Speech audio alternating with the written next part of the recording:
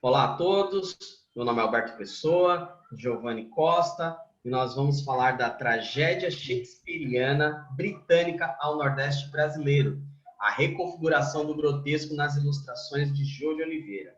O presente estudo ele vai tentar construir uma análise visual da obra da tragédia do Rei Lear, uma adaptação do clássico literário de William Shakespeare, de 1606, e que foi reescrita em forma de literatura de cordel pelo autor Marco Aurélio e ilustrada pelo artista nordestino Jô de Oliveira, o nosso estudo de caso. Tá? Aqui vai ser discutida a arte do artista, fundamentos do desenho, a definição de grotesco e, por fim, a análise visual da obra.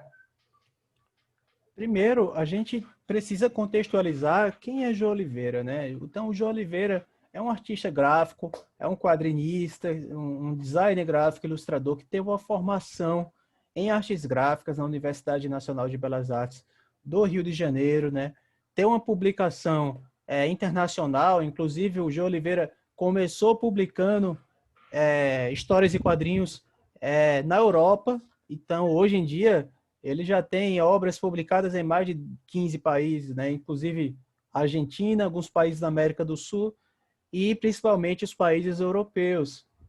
Uma das características principais do artista é construir um ponto de interseção entre a cultura popular nordestina e a arte europeia, né, global. Então ele mistura esses elementos que a gente encontra um pouco no cordel, a gente encontra na xilogravura e mistura com esses signos que nós vemos na arte europeia, né, com estilos medievais, né, e... Pode falar.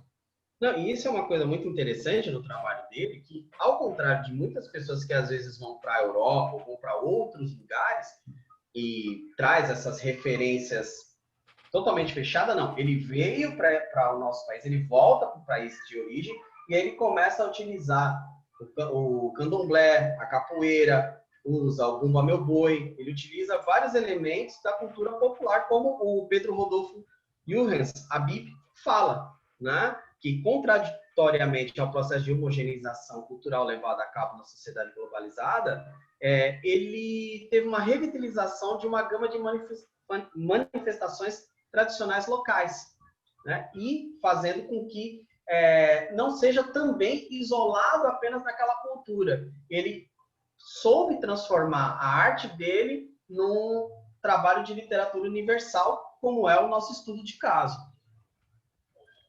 É interessante observar que muito do grotesco existe, né, na produção artística do Jô Oliveira. O grotesco é um conceito que vários autores definem, né? Nós utilizamos aqui o Kaiser, a definição do Kaiser, que é um estilo calcado na comédia e na tragédia, no horror e no riso. É um estilo estético, né? Em que não privilegia o belo, em contrapartida, ele privilegia o feio, o ridículo, o asqueroso, o horror, contudo com elementos da comédia, né? Com elementos dos teatros renascentistas, né?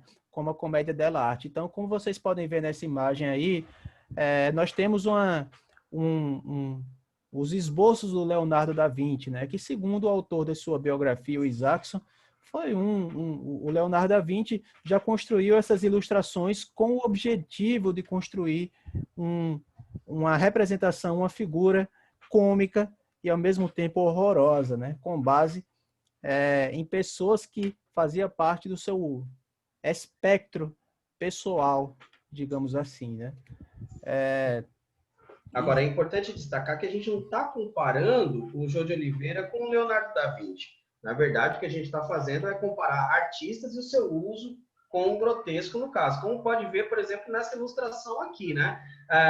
Diferentemente do que se imagina, o Jô de Oliveira ele tem uma percepção da qual ele não traduz literalmente um texto. Então, por exemplo, tanto o cordel do Marco Aurélio quanto o texto do William Shakespeare não tem essa ilustração de duas cobras, com cabeça brigando e tudo mais. Isso é um pensamento do Jô de Oliveira e uma maneira de traduzir isso que é muito comum na cultura popular, por exemplo, de usar, fazer essa coisa meio transmorfa, né, entre animais e pessoas e fazer utilizando o grotesco como linguagem, né? Agora, uma coisa que eu acho interessante, Giovanni, é o seguinte: além dele utilizar a cultura popular, né, para fazer os seus grafismos, ele inclusive ele abre mão do próprio conhecimento, porque ele utiliza da arte naif também como um escopo. Basta você ver nessa ilustração aqui, que tá os personagens, a superfície não está em perspectiva adequada, não é uma perspectiva do espectro técnico. Mas quando a gente pensa na cultura popular, no cordel, pensa na arte naif, como por exemplo nós temos aqui em comparação com o Ranchinho, que é um artista naif de fato, a gente percebe, poxa, o João de Oliveira utiliza isso de maneira proposital. E isso reforça esse efeito estético do grotesco, no meu modo de entender. É uma subversão dos fundamentos do desenho, né? Do próprio desenho, da pintura, do desenho artístico, né? Ele desconsidera os principais fundamentos de perspectiva de composição em troca de uma composição que construa esse imaginário, né? Do trágico, do cômico, mas que seja uma personalidade gráfica, né? Uma, Exatamente. uma junção entre harmonia e contraste, né? Aqui nós vamos falar diretamente da obra do Rei Lear, né? É uma peça de William Shakespeare de 1606 que narra a história do Rei Lear. É uma história de um homem que é traído por uma de suas filhas e enlouquece. Considerado um verdadeiro clássico da literatura britânica, a obra ganhou diversas releituras ao longo do século XX no cinema, na TV, dentre outras linguagens, né? É E interessante. é uma obra grotesca, né? De efeito grotesco, né, Sim, Giovanni? sim, é uma obra grotesca, né? Segundo o Victor Hugo, inclusive a tragédia do Rei Lear de William Shakespeare é uma das primeiras obras genuinamente grotescas, né? Muito bom. E aí, eu acho legal apresentar essas imagens aí para o público, né? Para eles terem uma ideia como que é o trabalho do João de Oliveira. Então, a gente tem aí os estudos de personagens, vocês podem ver como que a anatomia é bastante distorcida, né? É interessante a cartonização, né? Ele pega esses elementos dos olhos grandes, né? Da boca grande, das caretas, né? Do folclore brasileiro e aplica nessa releitura, nessa reconfiguração.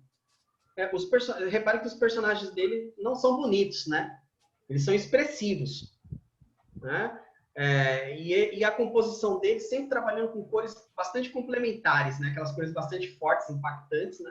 Para poder é como se o tempo todo estivesse gritando, mas ao mesmo tempo ele trabalha com o imaginário do leitor quando ele mexe com essas questões da silhueta, por exemplo. A gente não sabe quem são essas pessoas. Ele pressupõe que sejam pessoas, inclusive, né? Mas aí, quando ele usa essa silhueta aí, ele faz ele conta com o repertório do leitor, né? Isso é muito interessante. É interessante também a forma de como ele lida com as cores, né? As cores frias. Geralmente, o João Oliveira utiliza as cores frias em ambientes externos, né? Que é o caso dessa imagem aí que vocês estão vendo, né? É algo bem interessante de se notar, né? Porque nós temos uma presença da harmonia que são nos ambientes fechados e as cores quentes. E nós É. temos o contraste, né? O contraste que é as cores frias, né? Que nós temos nesses cenários externos, né? É um artista completo, né? E vamos para as considerações finais, Giovanni? Sim. Bom, nas considerações finais, basicamente, né, a reconfiguração de obras literárias como uma ação de construção de patrimônio imaterial é um importante meio de política pública, de aproximar e estimular novos leitores para a introdução da literatura universal, que é o que o João de Oliveira e o Marco Aurélio faz com o Rei Lear, quando faz uma obra dessa natureza, né? E aí, eu queria que você colocasse aquele segundo slide para você explicar um pouquinho, Giovanni. Ao longo do artigo, consideramos os estudos de Ariano Suassuna a respeito de estética, do Kaiser, do Victor Hugo, do Muniz Sodré e Raquel Paiva, que vocês podem conferir no artigo completo, tá, nos anais do evento, que construíram diálogos com os estudos de grotesco em amplas perspectivas midiáticas, regionais e artísticas, cujo objetivo em comum entre esses autores é explorar o potencial do grotesco como categoria estética, que é onde a arte do João Oliveira pode se encaixar. tá? O Gê Oliveira é um artista... Tá certo, então, muito obrigado, pessoal. Aqui tá as referências e é isso. Muito obrigado por terem assistido.